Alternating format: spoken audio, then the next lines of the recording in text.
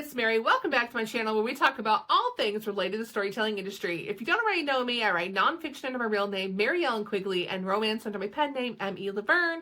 And today is going to be a bit of a catch-up video for you guys because I didn't do a video last week. And also, I want to just let you guys know what I'm working on these last couple of weeks. So as far as writing goes, it's been pretty simple. I know I told you guys last couple of videos I was taking a bit of a break from writing, and I will explain that more here in a little bit in the next segment. But for this first segment, I will just say that really for writing, I have been working on outlining a few books and just like jotting down a few ideas and expanding my Nocturne novel, which is my goal. That is really the only book I really have down that I'm like, I really want to get that book out this year.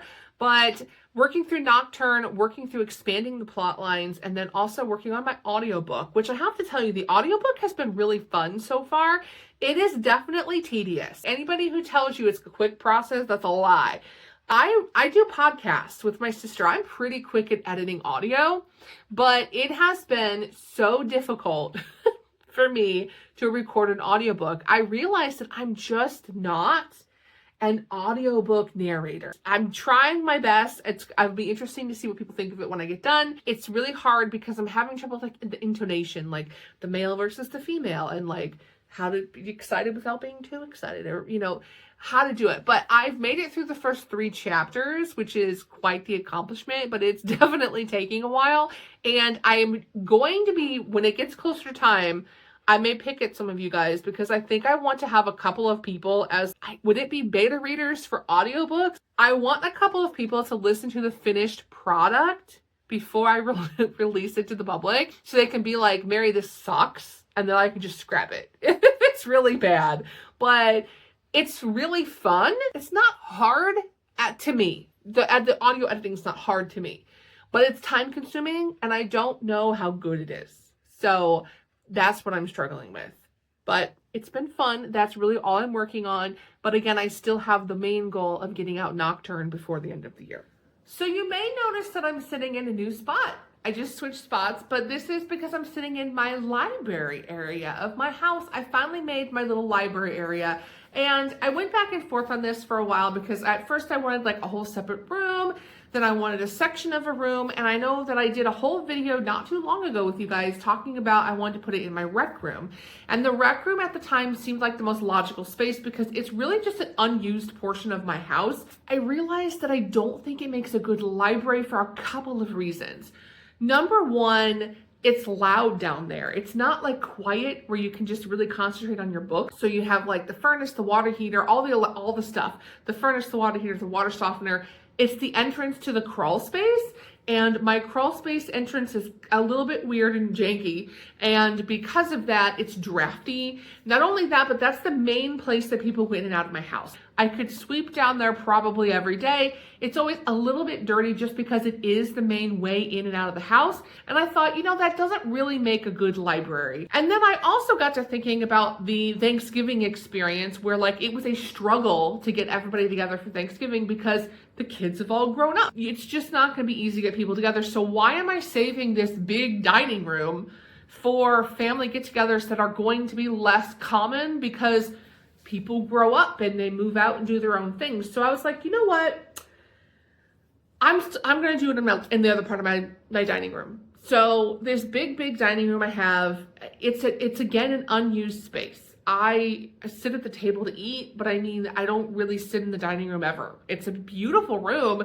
It really is, but I just don't use it. And I was like, if I do have people over, I can cover up the bookcases so they don't get dirty or something, and we can move my chair. We can make this work.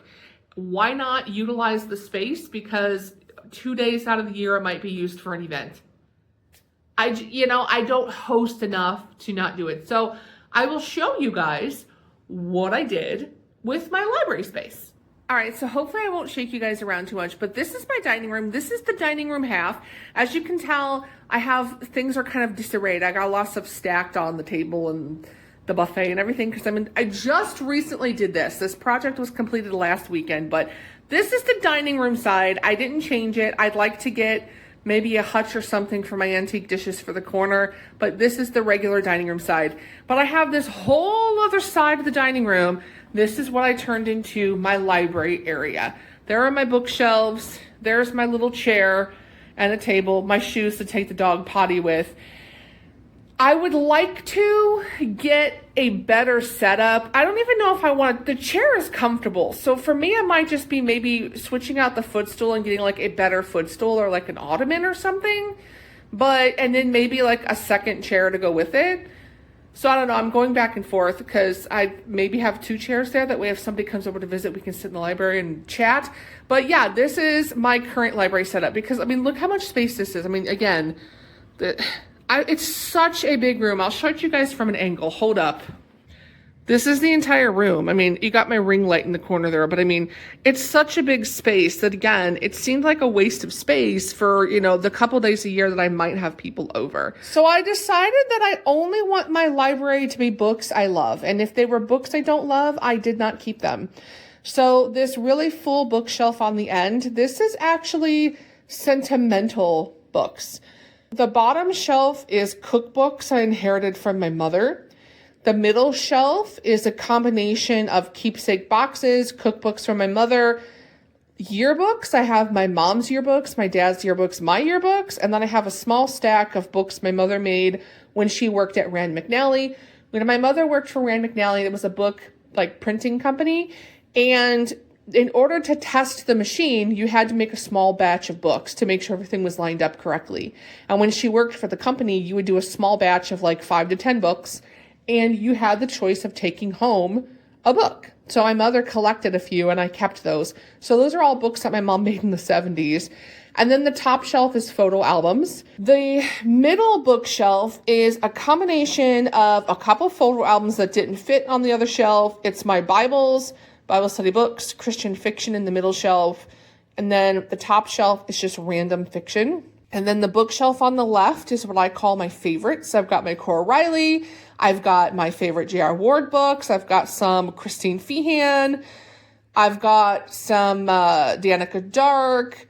Just a mixture of like all of my favorite books. And that is where we stand. As you can see, I have a couple smelly candles. I'm working through these ones. So this one is one my sister got me for my birthday that smells like ocean or something like that. It's got like a beachy smell. This is my holiday one that smells like peppermint. I've had this for years. It's almost gone. I'm going to cry when it's gone.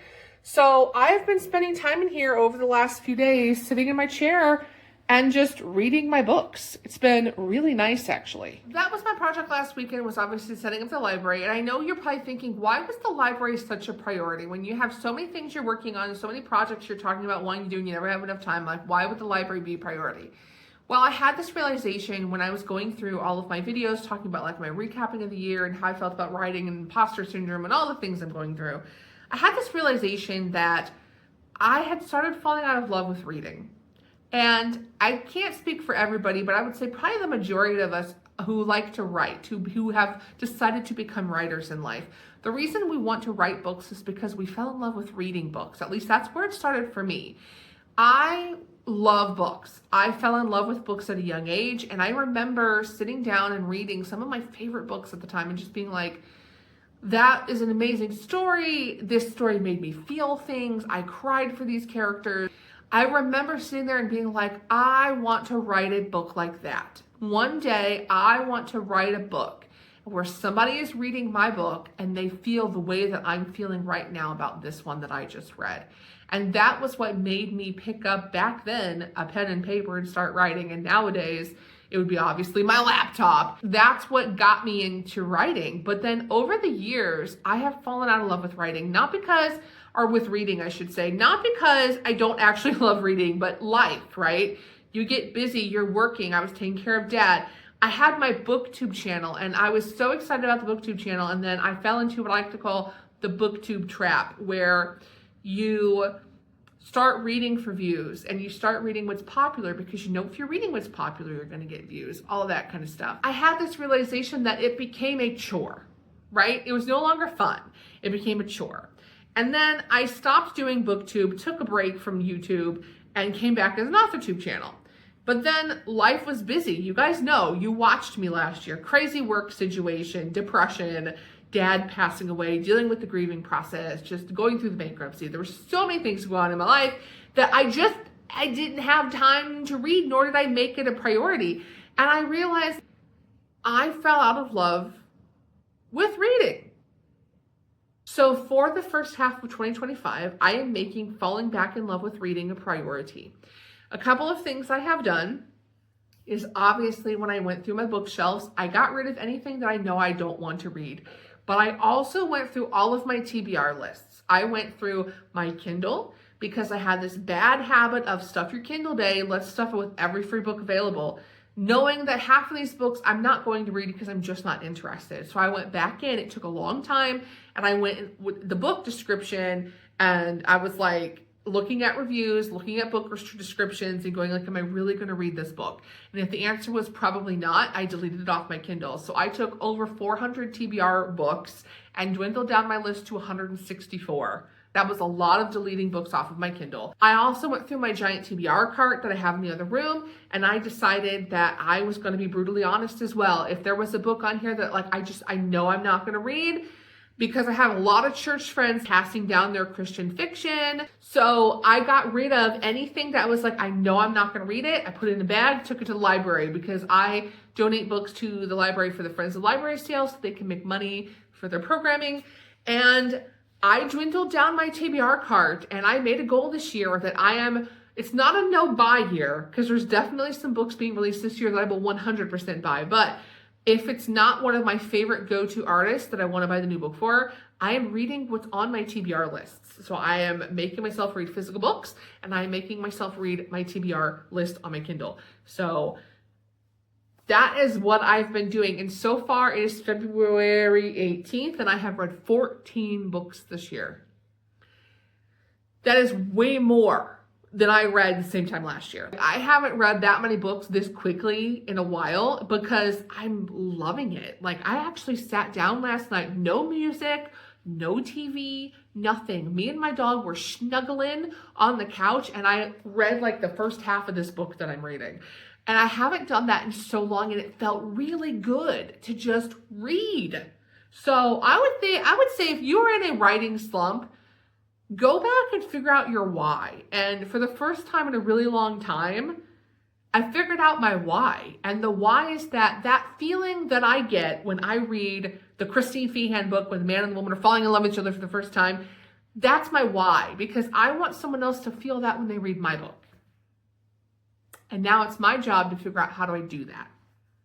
Back to my office. All right. And the last thing I'm going to talk about is the other thing I've been working on with my sister is just podcast expansion. We are right around that time period where we are fully diving into season 6. We came back briefly for a New Year's episode, which was really fun to do. But typically our new season usually starts around March every year. That's when we started the podcast was during the pandemic of 2020. And so we always make like March the big comeback. So we are excited about it. And one of the things that we are going to be doing this year, which I'm really looking forward to, is we are going to be expanding. And we do have Hoosier Case File, which is our crimes, like our Indiana true crime stories that we tell. And then we have Hoosier Myths and Legends, which is just the ghost stories. But we're going to be expanding Hoosier Myths and Legends. And we're going to add a second part to the podcast, which is called Hoosier Myths and Legends on the Road, because there are so many stories from other states that we'd really love to talk about. But with our podcast just being about Indiana, you can't bust out like something from California without having a reason for doing so. But we thought, wouldn't it be fun to do on the off weeks? Because our podcast does every other week, right? We do typically on a normal month, we do 2 episodes a month. So we thought, wouldn't it be fun on the off weeks to start incorporating something from another state just for fun? So we're calling it Hoosier Myths and Legends on the Road, and we're going to cover one story from all of the 50 states. So I think we're just going to go alphabetically. So we'll start with like the A's. I'm already working on the Alaska episode and one from Alabama. So that's been really fun researching. Researching is like my favorite thing. And then I've also been researching because we are starting working on our college's book. Me and her have our outline ready. We've divided up our chapters. So I'm in the process right now of collecting materials. So if you've never written nonfiction, a big part of writing nonfiction books is setting up your source materials, because I always tell people it's kind of like writing a paper in school. You can have a great story to tell, but you have to be able to back up what you're talking about. I'm in the process of finding other books, news articles, We do have Indiana State University has a folklore archive, so looking through the archives to see if we can find stories we can pull out. Some of those records are now online, but if I can't find them all online, I may have to go down and actually try to schedule to go in and look at the physical archives. And then right now it's winter, so we're trying to get past March because April is usually when the weather changes here in Indiana, but I really want to get firsthand accounts. It's going to be kind of hard though, right? Because unless I can do it through Zoom, I need to talk to my sister about this. I want to interview people on the campus. And I told my sister, I'm like, well, I don't really want to travel in winter because it snows, but also if we start hitting up these colleges in April, there just isn't going to be enough time because, you know, college kids graduate usually like May. So I don't think there's enough time before the school's out for the summer. So I may have to see if we can schedule Zoom interviews. You know what I mean? Because otherwise I think we're going to run out of time. And then if we do have to push something back, then I told her we would need to push it back to like early fall, maybe. Like may hit them up in August and September. So we can get the book wrapped up by the end of the year. And then we're saving summer for our trips. We know that summertime, we're going to have to pick some weekends where we just drive, because one of the fun things about writing with the history press is that you take your own pictures, and that's what we're wanting to do, but we're obviously waiting for the weather to break. And I thought, you know, the good news is that a lot of these colleges we're covering are near each other, so we can just pick a weekend and be like, hey, we're going to drive out to the northeast corner of the state and take pictures of all those colleges. And then the next weekend, we're going to drive to the southern part of the state and we'll hit up all those colleges. I don't think it'll take us long, but it's just not wanting to travel when it's like snowing and freezing rain and all that stuff. But that's what we are currently, I'm excited about it. I feel energized to get back into the podcast stuff just because I do love it, and I try not to make it tedious, but I think that I have this bad habit of putting way too much on my plate. And I feel like taking this break at the beginning of the year and just reading, relaxing, you know, has been really good. And in fact, you know, my Kanban board is empty. Like, look, there ain't nothing on there. I'm moving my ring thingy. I have like the stand with the ring light, which I'm obviously not using. Now in March, I'm going to start back. March, I'm going to start planning. But for January and February, it felt really good to not have a to-do list and to just let it be. Let it be. And read. And that is what I've been doing. So it is February, it's mid-February. Can you believe it is already mid-February? You know, my mom and dad always told me that when you get old, the time flies by really quickly. And I was like, whatever. It does. It really does. But I feel happy. More so than I have in a while. I still have my seasonal depression, but today is a sunny day. It's freezing cold, but it's sunny. So I'm enjoying the sun. I've been having some great snuggle time with my puppy. And just enjoying getting back to reading again. So how is your February going? What are you working on? Tell me all about it. I want to hear all the stuff. If you liked my video, give it a thumbs up, comment, share, subscribe, all the things. Otherwise, I'll see you in the next one. Bye, guys.